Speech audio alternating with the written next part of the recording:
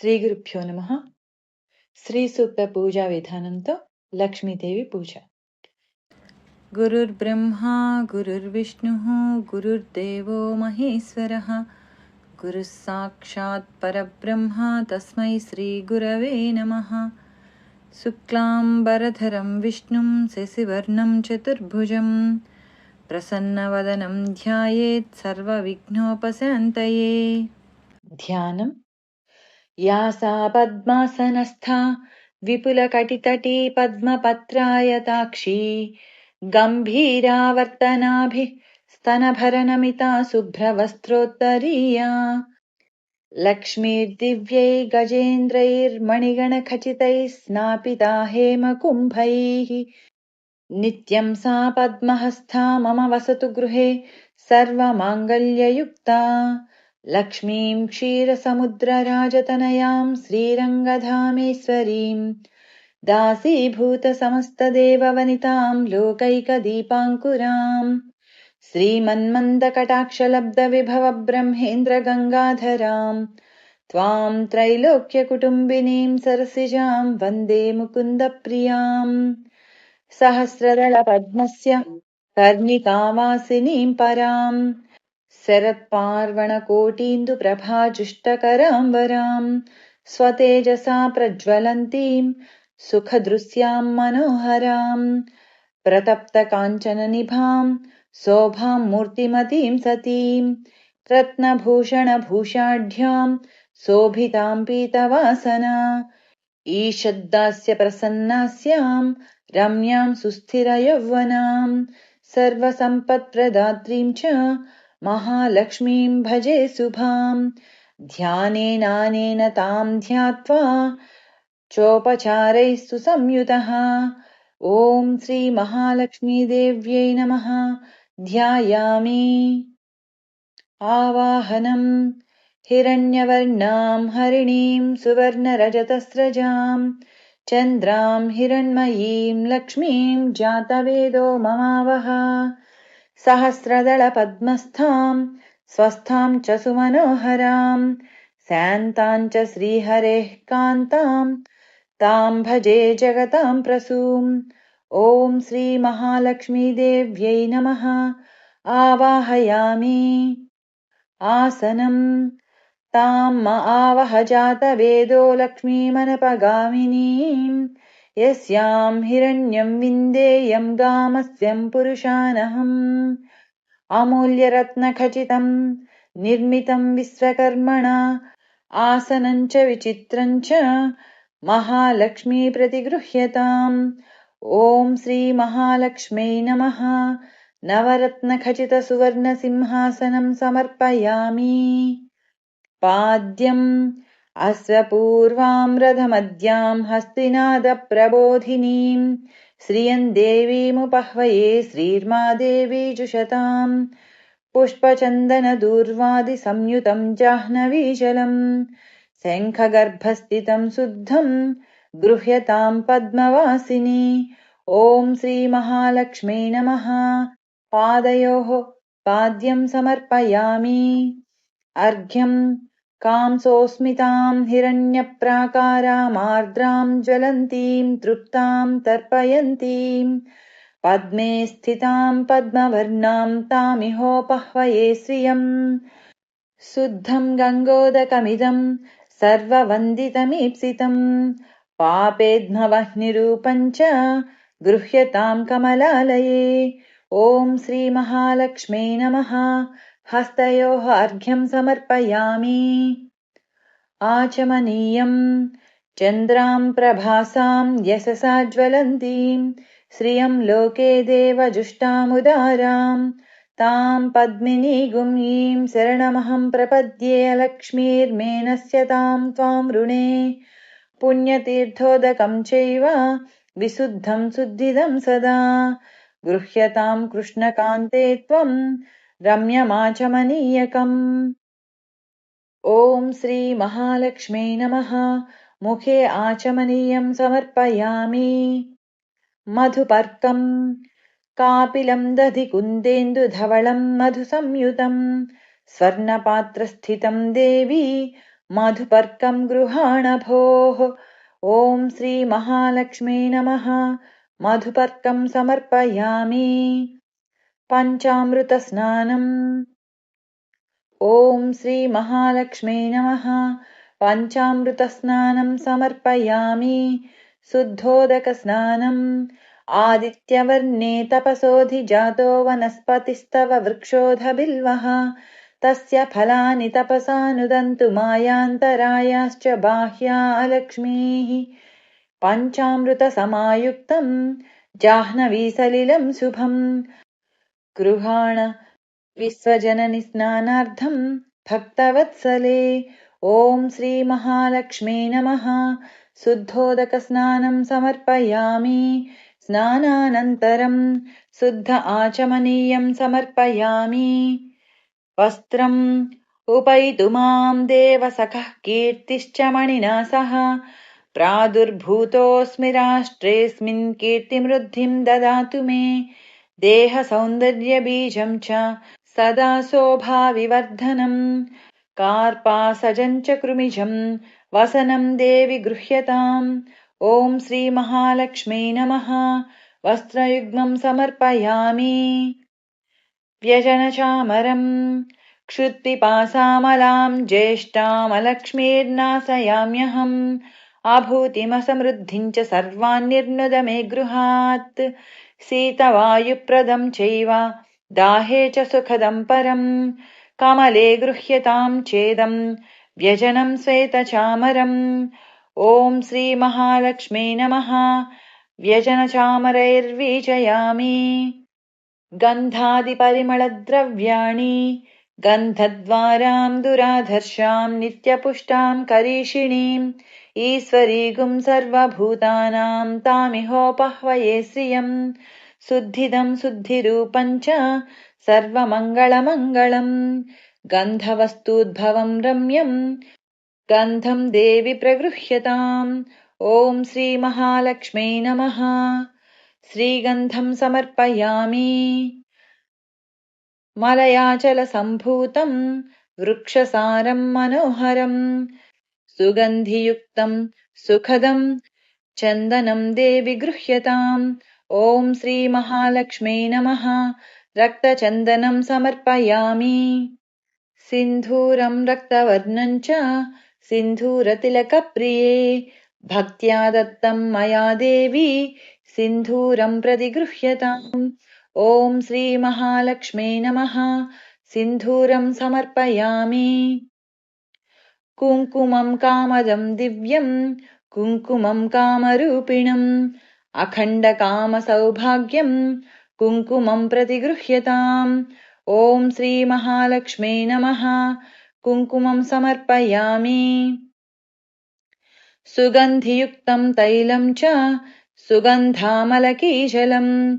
देहसौन्दर्यबीजं च गृह्यतां श्रीहरिप्रिये। ॐ श्रीमहालक्ष्मी नमः। सुगन्धितैलं समर्पयामि। आभरणं मनसः काममाकूतिं वाचः सत्यमसीमहि। पशूनागं रूपमन्नस्य मयि श्रीश्रयतां यशः। रत्नस्वर्णविकारं च देहसौख्यविवर्धनम्। शोभादानं श्रीकरं च भूषणं प्रतिगृह्यताम्। ॐ श्रीमहालक्ष्मी नमः। आभरणानि समर्पयामि। पुष्पमाला कर्दमेन प्रजा भूता मयि सम्भव कर्दमा। श्रियं वासय मे कुले मातरं पद्ममालिनीम्। नानाकुसुमनिर्माणं बहुशोभाप्रदं परम्। सुरलोकप्रियं शुद्धं माल्यं देवि प्रतिगृह्यताम्। ॐ श्रीमहालक्ष्मी नमः। पुष्पमालां समर्पयामि। पुष्पाणि मन्दारपारिजातादीन् पाटलीं केतकीं तथा मरुवामोगरं चैव गृहाणासु नमोऽस्तु ते। ॐ श्रीमहालक्ष्मी नमः। पुष्पाणि समर्पयामि। अथ अङ्गपूजा। ॐ चपलायै नमः। पादौ पूजयामि। ॐ चञ्चलायै नमः। जानुनी पूजयामि। ॐ कमलायै नमः कटिं पूजयामि। ॐ कात्यायन्यै नमः नाभिं पूजयामि। ॐ जगन्मात्रे नमः जठरं पूजयामि। ॐ विश्ववल्लभायै नमः वक्षस्थलं पूजयामि। ॐ कमलवासिन्यै नमः नेत्रत्रयं पूजयामि। ॐ श्रियै नमः शिरः पूजयामि। ॐ महालक्ष्मी नमः सर्वाण्यङ्गानि पूजयामि। अथ श्रीलक्ष्मी अष्टोत्तरशतनामावलिः। ॐ प्रकृत्यै नमः ॐ विकृत्यै नमः ॐ विद्यायै नमः ॐ सर्वभूतहितप्रदायै नमः ॐ श्रद्धायै नमः ॐ विभूत्यै नमः ॐ सुरभ्यै नमः ॐ परमात्मिकायै नमः ॐ वाचे नमः ॐ पद्मालयायै नमः ॐ पद्मायै नमः ॐ शुचये नमः ॐ स्वाहायै नमः ॐ स्वधायै नमः ॐ सुधायै नमः ॐ धन्यायै नमः ॐ हिरण्मय्यै नमः ॐ लक्ष्मी नमः ॐ नित्यपुष्टायै नमः ॐ विभावर्यै नमः ॐ अदित्यै नमः ॐ दित्यै नमः ॐ दीप्तायै नमः ॐ वसुधायै नमः ॐ वसुधारिण्यै नमः ॐ कमलायै नमः ॐ कान्तायै नमः ॐ कामाक्ष्यै नमः ॐ क्रोधसम्भवायै नमः ॐ अनुग्रहपरायै नमः ॐ बुद्धये नमः ॐ अनघायै नमः ॐ हरिवल्लभायै नमः ॐ अशोकायै नमः ॐ अमृतायै नमः ॐ दीप्तायै नमः ॐ लोकशोकविनाशिन्यै नमः ॐ धर्मनिलयायै नमः ॐ करुणायै नमः ॐ लोकमात्रे नमः ॐ पद्मप्रियायै नमः ॐ पद्महस्तायै नमः ॐ पद्माक्षै नमः ॐ पद्मसुन्दर्यै नमः ॐ पद्मोद्भवायै नमः ॐ पद्ममुख्यै नमः ॐ पद्मनाभप्रियायै नमः ॐ रमायै नमः ॐ पद्ममालाधरायै नमः ॐ देव्यै नमः ॐ पद्मिन्यै नमः ॐ पद्मगन्धिन्यै नमः ॐ पुण्यगन्धायै नमः ॐ सुप्रसन्नायै नमः ॐ प्रसादाभिमुख्यै नमः ॐ प्रभायै नमः ॐ चन्द्रवदनायै नमः ॐ चन्द्रायै नमः ॐ चन्द्रसहोदर्यै नमः ॐ चतुर्भुजायै नमः ॐ चन्द्ररूपायै नमः ॐ इन्दिरायै नमः ॐ इन्दुशीतलायै नमः ॐ आह्लादजनन्यै नमः ॐ पुष्ट्यै नमः ॐ शिवायै नमः ॐ शिवकर्यै नमः ॐ सत्यै नमः ॐ विमलायै नमः ॐ विश्वजनन्यै नमः ॐ तुष्ट्यै नमः ॐ दारिद्र्यनाशिन्यै नमः ॐ प्रीतिपुष्करिण्यै नमः ॐ शान्तायै नमः ॐ शुक्लमाल्याम्बरायै नमः ॐ श्रियै नमः ॐ भास्कर्यै नमः ॐ बिल्वनिलयायै नमः ॐ वरारोहायै नमः ॐ यशस्विन्यै नमः ॐ वसुन्धरायै नमः ॐ उदाराङ्गायै नमः ॐ हरिण्यै नमः ॐ हेममालिन्यै नमः ॐ धनधान्यकर्यै नमः ॐ सिद्धये नमः ॐ स्त्रैणसौम्यायै नमः ॐ शुभप्रदायै नमः ॐ नृपवेस्मगतानन्दायै नमः ॐ वरलक्ष्मै नमः ॐ वसुप्रदायै नमः ॐ शुभायै नमः ॐ हिरण्यप्राकारायै नमः ॐ समुद्रतनयायै नमः ॐ जयायै नमः ॐ मङ्गलादेव्यै नमः ॐ विष्णुवक्षस्थलस्थितायै नमः ॐ विष्णुपत्यै नमः ॐ प्रसन्नाक्षै नमः ॐ नारायणसमाश्रितायै नमः ॐ दारिद्र्यध्वंसिन्यै नमः ॐ देव्यै नमः। ॐ सर्वोपद्रववारिण्यै नमः। ॐ नवदुर्गायै नमः। ॐ महाकाल्यै नमः। ॐ ब्रह्मविष्णुशिवात्मिकायै नमः। ॐ त्रिकालज्ञानसम्पन्नायै नमः। ॐ भुवनेश्वर्यै नमः इति श्रीमहालक्ष्मी अष्टोत्तरशतनामावलिः। धूपम् आपसृजन्तु स्निग्धानि चिक्लीतवसमे गृहे निच देवीं मातरगुं श्रियं वासय मे कुले। वृक्षनिर्यासरूपं च गन्धद्रव्यादिसंयुतम् कृष्णकान्ते पवित्रो वै धूपोऽयं प्रतिगृह्यताम्। ॐ श्रीमहालक्ष्मै नमः। धूपं समर्पयामि। दीपम् आर्द्रां पुष्करिणीं पुष्टिं पिङ्गळां पद्ममालिनीं चन्द्रां हिरण्मयीं लक्ष्मीं जातवेदो ममावह।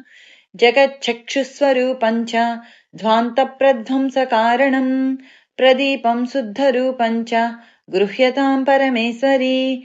ॐ श्रीमहालक्ष्मै नमः। दीपं दर्शयामि।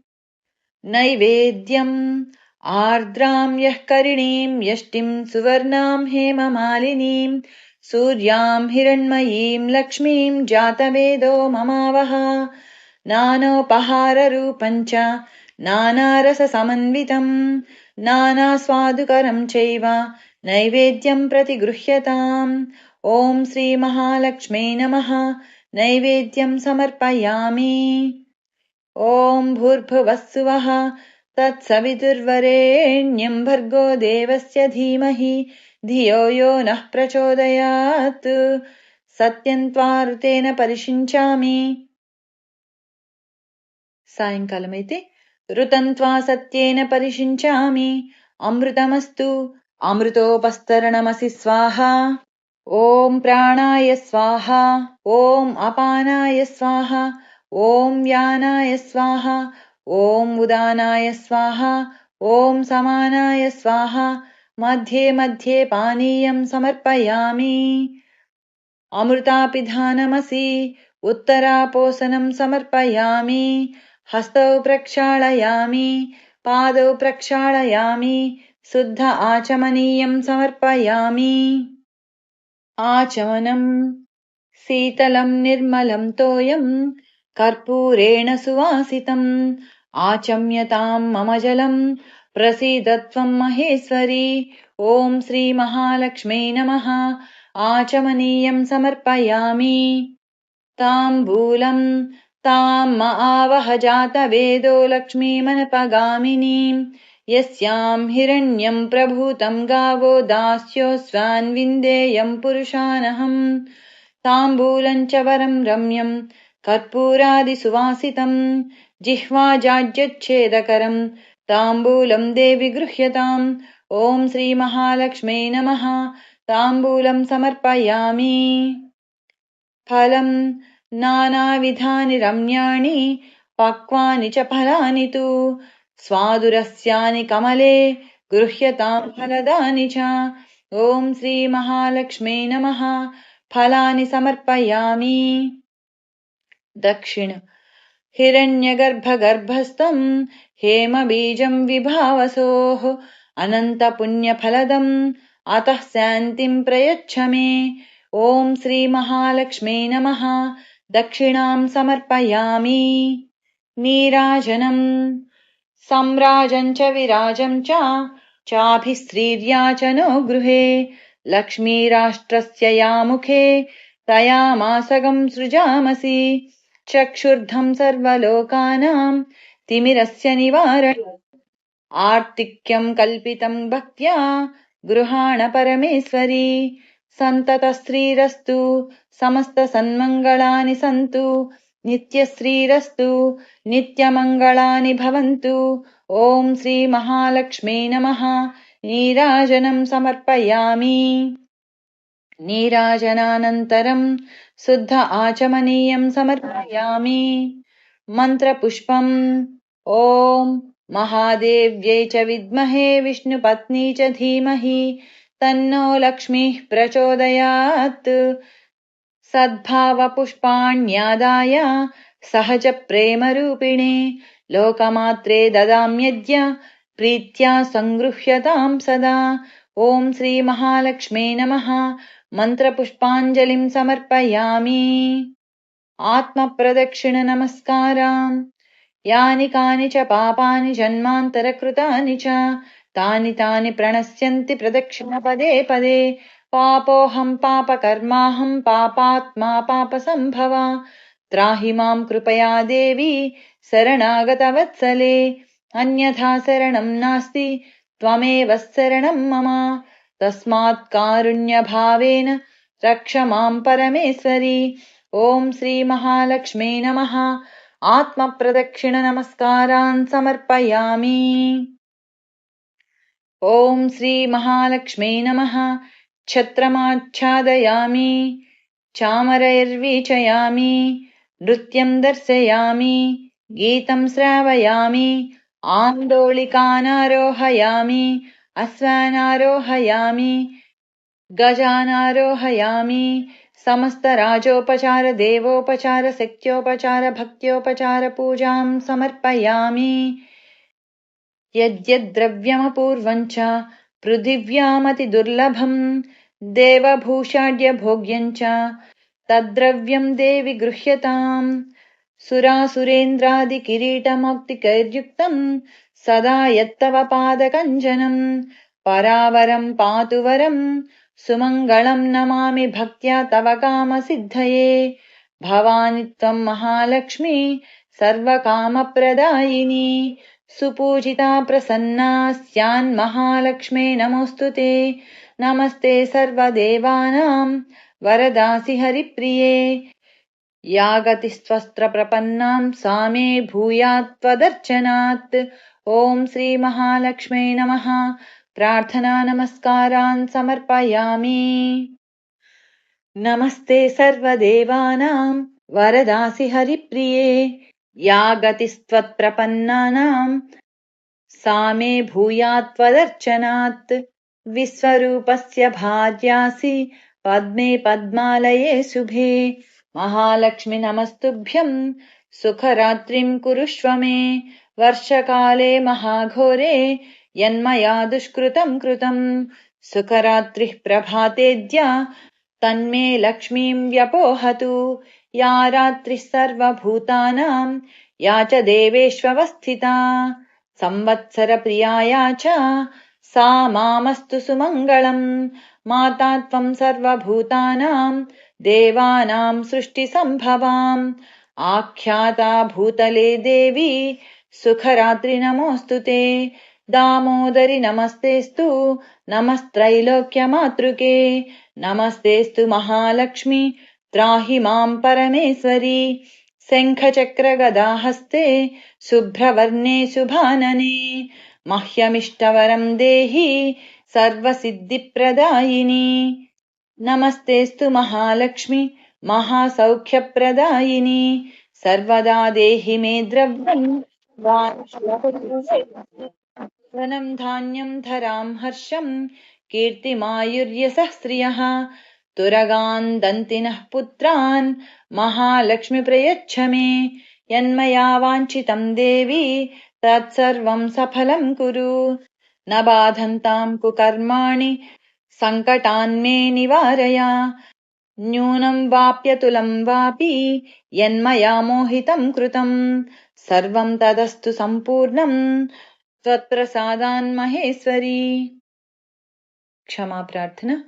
यस्य स्मृत्या च नामोक्त्या तपः पूजा क्रियादिषु न्यूनं सम्पूर्णतां याति सद्यो वन्दे तमच्युतम्। मन्त्रहीनं क्रियाहीनं भक्तिहीनं महेश्वरी। यत्पूजितं मया देवी परिपूर्णं तदस्तु ते। अनया श्रीसूक्तविधानपूर्वकध्यान आवाहनादि षोडशोपचार पूजया भगवती सर्वात्मिका श्रीमहालक्ष्मी देवता सुप्रीता सुप्रसन्ना वरदा भवन्तु। कनकधारास्तोत्रम्। वन्दे वन्दारुमन्दारमिन्दिरानन्दकन्दलम् अमन्दानन्दसन्दोहबन्धुरं सिन्धुराननम्। अङ्गम् हरेः पुलकभूषणमाश्रयन्ती भृङ्गाङ्गनेव मुकुलाभरणम् तमालम् अङ्गीकृताखिलविभूतिरपाङ्गलीला माङ्गल्यदास्तु मम मङ्गलदेवतायाः मुग्धा मुहुर्विदधति वदने मुरारेः प्रेमत्रपा प्रणिहितानि गतागतानि मालादृशोर्मधुकरीव महोत्पलेया सा मे श्रियम् दिशतु सागरसम्भवायाः विश्वामरेन्द्रपदविभ्रमदानदक्षम् आनन्दहेतुरधिकम् मुरविद्विषोऽपि ईशन्निषीदतु मयि क्षणमीक्षणार्थम् इन्दीवरोदरसहोदरमिन्दिरायाः आमीलिताक्षमधिगम्य मुदा मुकुन्दम् आनन्दकन्दमनिमेषमनङ्गतन्त्रम् आकेकरस्थितकनीनिकपक्ष्मनेत्रम् भूत्यै भवेन्मम भुजङ्गशयाङ्गनायाः कालाम्बुदाळिललितोरसिकैटभारेः धाराधरे स्फुरति या तटिदङ्गने वा मातुः समस्तजगताम् महनीयमूर्तिः भद्राणि मे दिशतु भार्गवनन्दनायाः बाह्वन्तरे मुरजितस्त्रितकौतुभेयाः हारावळीव हरिनीलमयी विभाति कामप्रदा भगवतोऽपि कटाक्षमाला कल्याणमावहतु मे कमलालयायाः प्राप्तम् पथम् प्रथमतः खलु यत्प्रभावात् माङ्गल्यभाजिमधुमाधिनिमन्मथेन मय्यापतेत्तदिह मन्धरमीक्षणार्थम् मन्दालसं चमकरालय कन्यकायाः दद्याद्दयानुपवनो द्रविणाम्बुधाराम् अस्मिन्न किञ्चन विहङ्गसि सौविषण्णे दुष्कर्मघर्ममपनीय चिराय दूरम् नारायणप्रणयिनी नयनाम्बुवाहः दद्याद्दयानुपवनो द्रविणाम्बुधाराम् अस्मिन्न किञ्चन विहङ्गसि सौविषण्णे दुष्कर्मघर्ममपनीय चिराय दूरम् नारायणप्रणयिनी नयनाम्बुवाहः इष्टाविशिष्टमतयोऽपि ययादयार्द्रदृष्ट्या त्रिविष्टिपदम् सुलभम् लभन्ते दृष्टिः प्रहृष्टकमलोदरदीप्तिरिष्टाम् पुष्टिम् कृषिष्ट मम पुष्करविष्टरायाः गीर्देवतेति गरुडध्वज सुन्दरीति शाकम्भरीति शशिशेखरवल्लभेति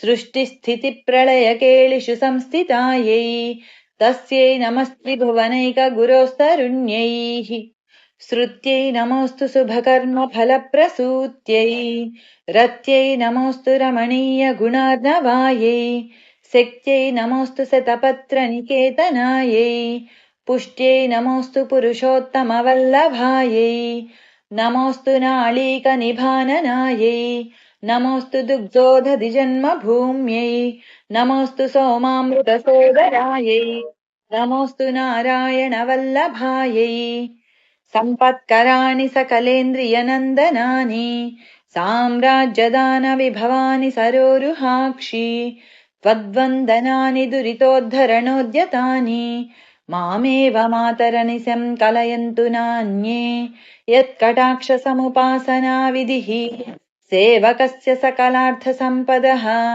सन्तनोति वचनाङ्गमानसैः त्वाम् मुरारिहृदयेश्वरीम् भजे सरसिजनयने सरोजहस्ते धवलतमांशुकगन्धमाल्यशोभे भगवती हरिवल्लभे मनोज्ञे त्रिभुवनभूतिकरिप्रसीद मह्यम् दिग्धस्थिभिः कनककुम्भमुखावसृष्टस्वर्वाहिनी विमलचारुजलप्लुताङ्गीम् प्रातर्नमामि जगताम् जननीमशेषलोकाधिनाथगृहिणीममृताब्धिपुत्रीम् कमले कमलाक्षवल्लभे त्वम् करुणापूरतरङ्गितैरपाङ्गैः अवलोकय मामकिञ्चनानाम् प्रथमम् पात्रमकृत्रिमम् दयायाः स्तुवन्ति ये स्तुतिभिरमोभिरन्वहम् त्रयीमयीम् त्रिभुवनमातरम् रमाम् गुणाधिका गुरुतरभाग्यभाजिनो भवन्ति ते भुवि बुधभाविताशयाः सुवर्णधारास्तोत्रम् यत्शङ्कराचार्यनिर्मितम् त्रिसन्ध्यम् यः पठेन्नित्यम् स कुबेरसमो भवेत् सुवर्णधारास्तोत्रम् यत्शङ्कराचार्यनिर्मितम् त्रिसन्ध्यम् यः पठेन्नित्यम् स कुबेरसमो भवेत् इति श्रीमत्शङ्करभगवत्कृतौ कनकधारास्तोत्रम् सम्पूर्णम्। सर्वदेवकृतलक्ष्मीस्तोत्रम्। क्षमस्व भगवत्यम्ब क्षमाशीले परात्परे शुद्धसत्त्वस्वरूपे च कोपादिपरिवर्जिते उपमे सर्वसाधीनाम् देवीनाम् देवपूजिते त्वया विना जगत्सर्वम् ऋततुल्यम् च निष्फलम् सर्वसम्पत्स्वरूपा त्वम् सर्वेषाम् सर्वरूपिणी रासेश्वर्यधिदेवी त्वम् त्वत्कलाः सर्वयोषितः कैलासे पार्वती त्वम् च क्षीरोदे सिन्धुकन्यका स्वर्गे च स्वर्गलक्ष्मीस्त्वम् मर्त्यलक्ष्मीश्च भूतले वैकुण्ठे च महालक्ष्मी देवदेवी सरस्वती गङ्गा च तुलसी त्वम् च सावित्री ब्रह्मलोकतः कृष्णप्राणाधिदेवी त्वम् गोलोके राधिका स्वयम् रासे रासेश्वरी त्वम् च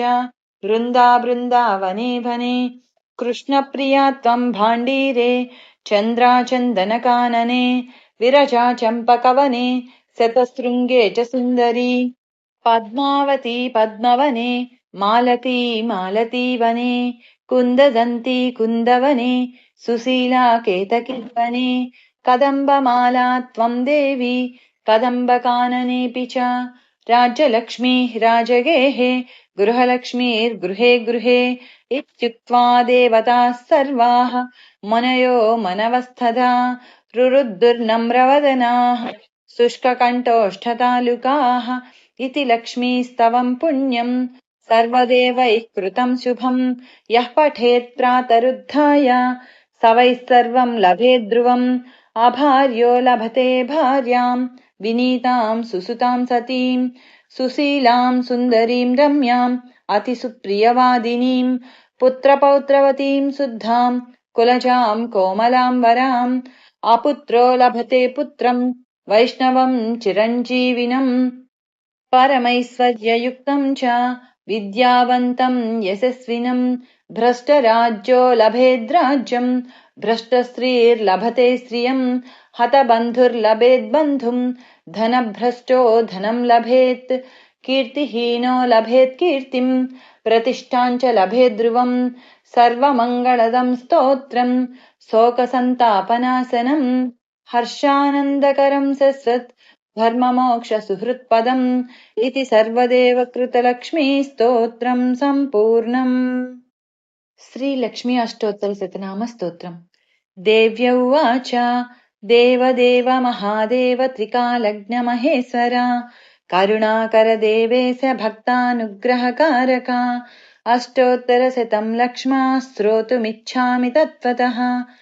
ईश्वर उवाच देवी साधु महाभागे महाभाग्यप्रदायकम् सर्वैश्वर्यकरम् पुण्यम् सर्वपापप्रणाशनम् सर्वदारिद्र्यशमनम् श्रवणाद्भुक्तिमुक्तिदम् राजवस्यकरम् दिव्यम् गुह्याद्गुह्यतरम् परम् दुर्लभम् सर्वदेवानाम् चतुष्षष्टिकलास्पदम् पद्मादीनाम् वरान्तानाम् निधीनाम् नित्यदायकम् समस्तदेव संसेव्यम् अणिमाद्यष्टसिद्धिदम् किमत्र बहुनोक्तेन देवी प्रत्यक्षदायकम् तव प्रीत्याद्य वक्ष्यामि समाहितमनः शृणु अष्टोत्तरशतस्यास्य महालक्ष्मीस्तु देवता क्लीं बीजपदमित्युक्तम् शक्तिस्तु भुवनेश्वरी अङ्गन्यासः करन्यासः स इत्यादिप्रकीर्तितः। ध्यानम् वन्दे पद्मकराम् प्रसन्नवदनाम् सौभाग्यदाम् भाग्यदाम् हस्ताभ्यामभयप्रदां मणिगणैर्नानाविधैर्भूषिताम् भक्ताभीष्टफलप्रदां हरिहरब्रह्मादिभिः सेविताम् पार्श्वे पङ्कजशङ्खपद्मनिधिभिर्युक्तां सदा शक्तिभिः सरसिजनयने सरोजहस्ते धवलतरां शुकगन्धमाल्यशोभे भगवती हरिवल्लभे मनोज्ञे त्रिभुवनभूतिकरिप्रसीद मह्यम्।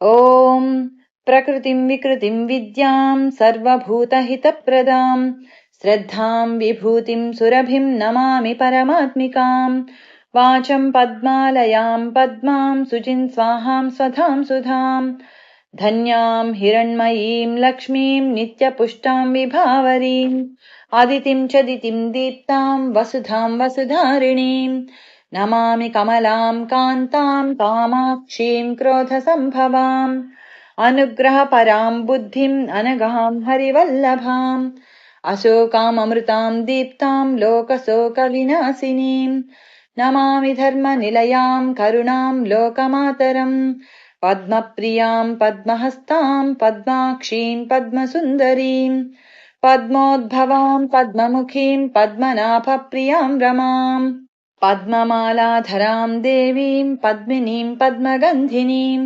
पुण्यगन्धां सुप्रसन्नां प्रसादाभिमुखीं प्रभां नमामि चन्द्रवदनां चन्द्रां चन्द्रसहोदरीं चतुर्भुजां चन्द्ररूपाम् इन्दिरामिन्दुशीतलाम् आह्लादजननीं पुष्टिं शिवां शिवकरीं सतीं विमलां विश्वजननीं तुष्टिं दारिद्र्यनाशिनीं प्रीतिपुष्करिणीं शान्तां शुक्लमाल्याम्बरां श्रियं भास्करीं बिल्वनिलयां वरारोहां यशस्विनीं वसुन्धरामुदाराङ्गां हरिणीं हेममालिनीं धनधान्यकरीं सिद्धिं स्त्रैणसौम्यां शुभप्रदां रूपवेस्म्यगतानन्दां वरलक्ष्मीं वसुप्रदां शुभां हिरण्यप्राकारां समुद्रतनयां जयां नमामि मङ्गलां देवीं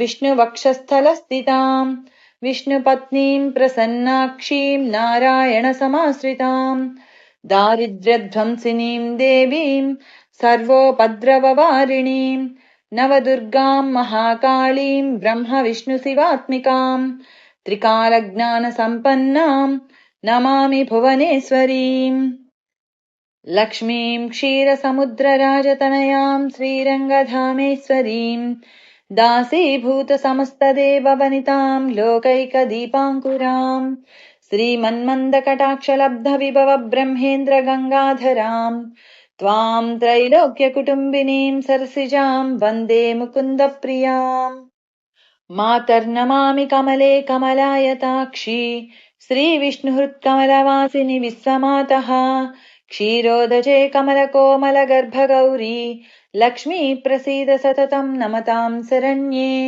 त्रिकालं यो जपेद्विद्वान् षण्मासं विजितेन्द्रियः दारिद्र्यध्वंसनं कृत्वा सर्वमाप्नोत्येत्नतः देवी नाम सहस्रेषु पुण्यमष्टोत्तरं शतम् येन श्रियमवाप्नोति कोटिजन्मदरिद्रतः भृगुवारे शतं धीमान् पठेद्वत्सरमात्रकम् अष्टैश्वर्यमवाप्नोति कुबेर इव भूतले दारिद्र्यमोचनं नाम स्तोत्रमम्बापरं शतम् येन श्रियमवाप्नोति कोटिजन्मदरिद्रतः भुक्त्वा तु विपुलान् भोगानन्ते सायुज्यमाप्नुयात् सायङ्काले पठेन्नित्यं सर्वदुःखोपशान्तये पठंस्तु चिन्तयेद्देवीं सर्वाभरणभूषिताम् इति श्रीमहालक्ष्मी अष्टोत्तरशतनामस्तोत्रपारायणं सम्पूर्णम्।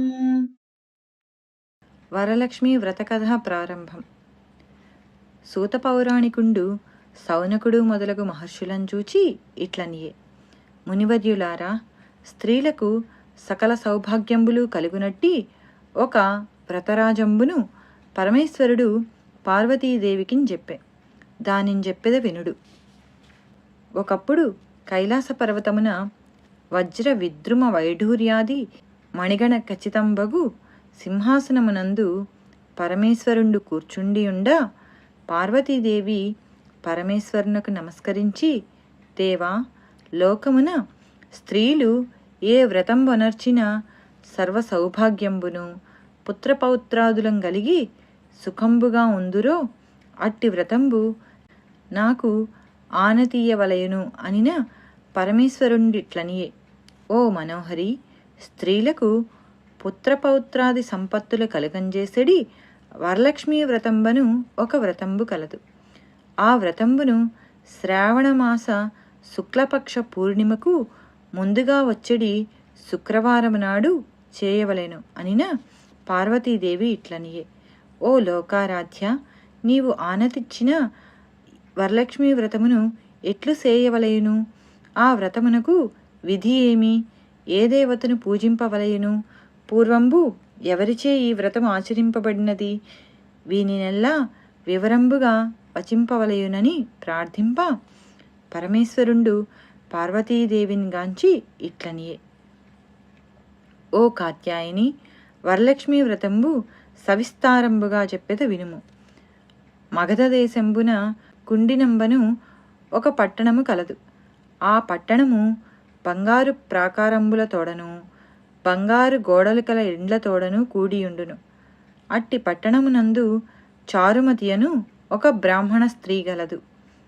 ఆ వనితామణి పెనిమిటిని దేవునితో సమానముగా దలంచి ప్రతిదినమును ఉదయంబున మేల్కాంచి స్నానంబు చేసి పుష్పంబులచే పెనిమిటిని పూజ చేసిన పిదప అత్తమామలకు అనేక విధంబులైన ఉపచారంబులం చేసి ఇంటి పనులను చేసుకుని కయ్యాళిగాక మితముగాను ప్రియముగాను భాషించుచూ ఉండెను.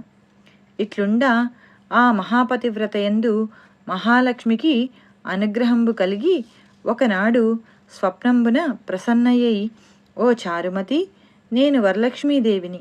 నీయందు నాకు అనుగ్రహం కలిగి ప్రత్యక్షమైతిని. శ్రావణ శుక్ల పూర్ణిమకు ముందుగా వచ్చెడి శుక్రవారము నాడు నన్ను సేవించినచో నీవు కోరిన వరములను ఇచ్చెదను అని వచించిన చారుమతీదేవి స్వప్నంలోనే వరలక్ష్మీదేవికి ప్రదక్షిణ నమస్కారములు చేసి, నమస్తే సర్వలోకానాం జనన్యే పుణ్యమూర్తయే శరణ్యే త్రిజగద్వంద్యే విష్ణువక్షస్థలాలయే అని అనేక విధంబుల స్తోత్రము చేసి, ఓ జగజ్జనని, నీ కటాక్షంబు కలిగనేని జనులు ధన్యులుగను విద్వాంసులుగను సకల సంపన్నులుగను అయ్యెదరు. నేను నా జన్మాంతరమున చేసిన పుణ్య విశేషంబు వలన మీ పాద దర్శనంబు నాకు కలిగినని నమస్కరించెను. మహాలక్ష్మి సంతోషంబు చెంది చారుమతికి అనేక వరంబులిచ్చి అంతర్ధానముందెను. చారుమతి తక్షణంబున నిదుర మేల్కొని ఇంటికి 4 ప్రక్కలం జూచి వరలక్ష్మీదేవిని కానక, ఓహో, మనము కలగంటిమని ఆ స్వప్న వృత్తాంతము పెనిమిటి, మామగారు మొదలైన వారితో చెప్ప, వారు ఈ స్వప్నము మిగుల ఉత్తమమైనది. శ్రావణమాసము వచ్చిన తోడనే వరలక్ష్మీ వ్రతం అవశ్యముగా చేయవలసినదని చెప్పిరి. పిమ్మట చారుమతీదేవియు స్వప్నంబును విన్న స్త్రీలును శ్రావణమాసము ఎప్పుడు వచ్చునాయని ఎదురుచూచుచుండిరి. ఇట్లుండా వీరి భాగ్యోదయంబు వలన శ్రావణమాస పూర్ణిమకు ముందుగా వచ్చేటి శుక్రవారము వచ్చెను. అంతా చారుమతి మొదలగు స్త్రీలందరినూ ఈ దినంబే కదా వరలక్ష్మీదేవి చెప్పిన దినంబని ఉదయంబుననే మేల్కాంచి స్నానము చేసి చిత్రవస్త్రంబులం గట్టుకొని చారుమతీదేవి గృహంబున ఒక ప్రదేశమునందు గోమయంబుచే అలకి మంటపం బేర్పరచి అందుక ఆసనంబు వైచి దానిపై బియ్యము పోసి కలసం బేర్పరచి అందు వరలక్ష్మీదేవిని ఆవాహనము చేసి చారుమతి మొదలగు స్త్రీలందరూ మిగుల భక్తియుక్తులై సాయంకాలమున పద్మాసనే పద్మకరే సర్వలోకైక పూజితే నారాయణ ప్రియే దేవి సుప్రీతా భవ సర్వదా అను శ్లోకముచే ధ్యాన ఆవాహనాది షోడశోపచార పూజలంజేసి 9 సూత్రములు గల తోరములను దక్షిణ హస్తమున కట్టుకొని వరలక్ష్మీదేవికి నానావిధ భక్ష్య భోజ్యంబులను నివేదన చేసి ప్రదక్షిణము చేసిరి. ఇట్లొక ప్రదక్షిణము చేయగా ఆ స్త్రీలందరికీ కాళ్ల యందు గల్లు గల్లుమనునొక శబ్దము కలిగెను. అంతా కాళ్ళంజూచుకొనిన గజ్జెలు మొదలగు ఆభరణములు కలిగియుండ చారుమతి మొదలగు స్త్రీలందరినూ ఓహో, ఇవి వరలక్ష్మీదేవి కటాక్షము వలన కలిగినవి అని పరమానందమునొంది మరి ఒక ప్రదక్షిణము చేసిన హస్తములందు ధగద్ధగాయమానముగా మెరయుచుండు నవరత్న ఖచ్చితములైన కంకణములు మొదలగు ఆభరణములుండుట గనిరి. ఇంక చెప్పనేలా, మూడవ ప్రదక్షిణము గావించిన తోడనే ఆ స్త్రీలందరూ సర్వభూషణ అలంకార భూషితులైరి. చారుమతి మొదలగు ఆ స్త్రీల గృహములనెల్లా స్వర్ణమయములై రథ గజ తురగ వాహనములతోడ నిండియుండెను. అంతటా ఆ స్త్రీలను తోడ్కొని గృహములకు పోవుటకు వారి వారి ఇండ్ల నుండి గుర్రములు, ఏనుగులు, రథములు, బండ్లును వరలక్ష్మీదేవిని పూజించడి స్థలమునకు వచ్చి నిలిచియుండెను. పిదప చారుమతి మొదలగు స్త్రీలందరూ తమకు కల్పోక్త ప్రకారముగా పూజ చేయించిన బ్రాహ్మణోత్తముని గంధ పుష్పాలచే పూజించి 12 కుడుములు పాయసదానంబిచ్చి దక్షిణ తాంబూలముల నొసంగి నమస్కారము చేసి ఈ బ్రాహ్మణోత్తమునిచే ఆశీర్వాదంబు నొంది వరలక్ష్మీదేవికి నివేదన చేసిన భక్ష్యాదులను బంధువులతోడ ఎల్లరునూ భుజించిరి. తమ కొరకు వచ్చి కాచుకొని ఉన్న గుర్రములు, ఏనుగులు మొదలగు వాహనములనెక్కి తమ తమ ఇండ్లకు పోయిరి. అప్పుడు వారు ఒకరితోనొకరు, ఆహా, చారుమతీదేవి భాగ్యంబు ఏమని చెప్పవచ్చును? వరలక్ష్మీదేవి తనంతట తానే స్వప్నంలో వచ్చి ప్రత్యక్షంబాయెను. ఆ చారుమతీదేవి వలననే కదా మనకిట్టి మహాభాగ్య సంపత్తులు కలిగినని చారుమతీదేవిని మిక్కిలి పొగడుచు తమ తమ ఇండ్లకు పోయి చేరిరి. నాటి నుండి చారుమతి మొదలగు స్త్రీలందరినూ ప్రతి సంవత్సరము ఈ వ్రతంబు చేయుచు పుత్రపౌత్రాభివృద్ధి కలిగి ధనకనక వస్తు వాహనముల తోడంగూడుకొని సుఖంబుగా నుండిరి. కావున ఓ పార్వతి, ఈ ఉత్తమమైన వ్రతమును బ్రాహ్మణాది 4 జాతుల వారును చేయవచ్చును. అటులొనర్చిన సర్వ సౌభాగ్యములు కలిగి సుఖముగా నుందురు. ఈ కథను వినువారలకును చదువువారలకును వరలక్ష్మీ ప్రసాదము వలన సకల కార్యంబులు సిద్ధించును. ఇది భవిష్యోత్తర పురాణమునందు పార్వతీ పరమేశ్వర సంవాదమైన వరలక్ష్మీ వ్రతకల్ప కథ సంపూర్ణం. ఓం ప్రకృత్యై నమః. ఓం వికృత్యై నమః. ఓం విద్యాయై నమః. ఓం సర్వభూతహితప్రదాయై నమః. ఓం శ్రద్ధాయై నమః. ఓం విభూత్యై నమః. ఓం సురభ్యై నమః. ఓం పరమాత్మికాయై నమః. ఓం వాచే నమః. ఓం పద్మాలయాయై నమః. ఓం పద్మాయై నమః. ఓం శుచయే నమః. ఓం స్వాహాయై నమః. ఓం స్వధాయై నమః. ఓం సుధాయై నమః. ఓం ధన్యాయై నమః. ఓం హిరణ్మయ్యై నమః. ఓం లక్ష్మీ నమః. ఓం నిత్యపుష్టాయై నమః. ఓం విభావర్యై నమః. ఓం ఆదిత్యై నమః. ఓం దిత్యై నమః. ఓం దీప్తాయై నమః. ఓం వసుధాయై నమః. ఓం వసుధారిణ్యై నమః. ఓం కమలాయై నమః. ఓం కాంతాయై నమః. ఓం కామాక్షై నమః. ఓం క్రోధసంభవాయై నమః. ఓం అనుగ్రహపరాయై నమః. ఓం బుద్ధయే నమః. ఓం అనఘాయై నమః. ఓం హరివల్లభాయై నమః. ఓం అశోకాయై నమః. ఓం అమృతాయై నమః. ఓం దీప్తాయై నమః. ఓం లోకశోకవినాశిన్యై నమః. ఓం ధర్మనిలయాయై నమః. ఓం కరుణాయై నమః. ఓం లోకమాత్రే నమః. ఓం పద్మప్రియాయై నమః. ఓం పద్మహస్తాయై నమః. ఓం పద్మాక్షై నమః. ఓం పద్మసుందర్యై నమః. ఓం పద్మోద్భవాయై నమః. ఓం పద్మముఖ్యై నమః. ఓం పద్మనాభప్రియాయై నమః. ఓం రమాయై నమః. ఓం పద్మమాలాధరాయై నమః.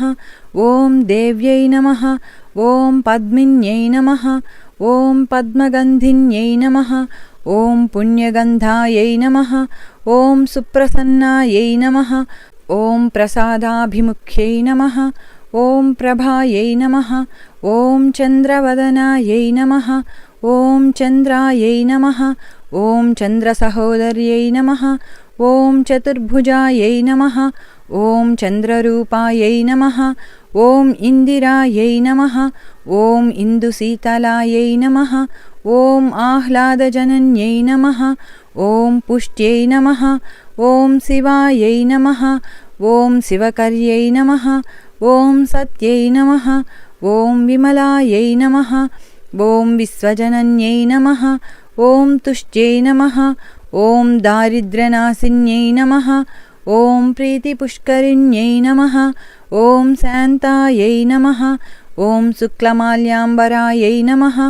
ॐ श्रियै नमः ॐ भास्कर्यै नमः ॐ बिल्वनिलयायै नमः ॐ वरारोहायै नमः ॐ यशस्विन्यै नमः ॐ वसुन्धरायै नमः ॐ उदाराङ्गायै नमः ॐ हरिण्यै नमः ॐ हेममालिन्यै नमः ॐ धनधान्यकर्यै नमः ॐ सिद्धये नमः ॐ स्त्रैणसौम्यायै नमः ॐ शुभप्रदायै नमः ॐ नृपवेश्मगतानन्दायै नमः ॐ वरलक्ष्म्यै नमः ॐ वसुप्रदायै नमः ॐ शुभायै नमः ॐ हिरण्यप्राकारायै नमः ॐ समुद्रतनयायै नमः ॐ जयायै नमः ॐ मङ्गलादेव्यै नमः ॐ विष्णुवक्षस्थलस्थितायै नमः ॐ विष्णुपत्न्यै नमः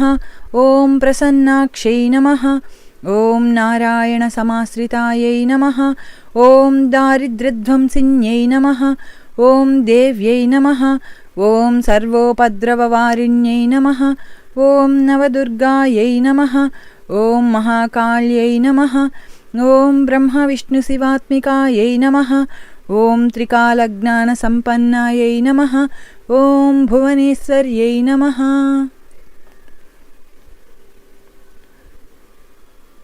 ॐ श्रीमहालक्ष्मीदेवतायै नमः। अष्टोत्तरशतनामावलिपूजां समर्पयामि।